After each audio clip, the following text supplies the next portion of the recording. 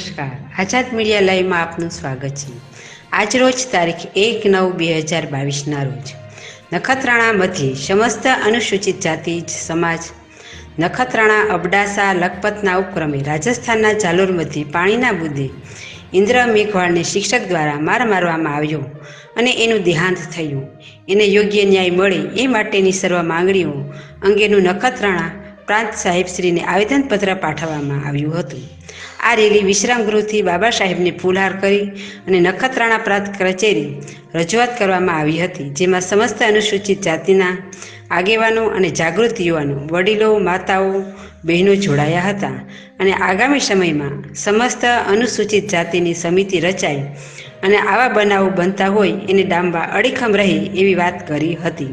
Anchor સંધ્યાબેન Oza, reporter Jaswantbhai Parmar, Azad media live, Nakhatrana.